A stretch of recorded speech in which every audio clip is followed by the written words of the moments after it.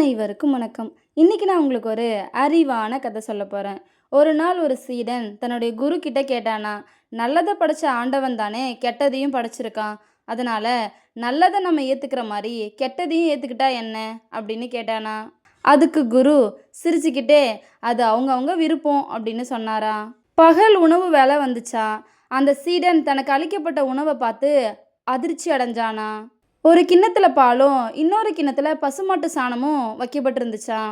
குரு அந்த சீடன் கிட்ட சொன்னாராம், பால் சாணம் ரெண்டுமே பசுமாட்டு கிட்ட இருந்தானே வருது.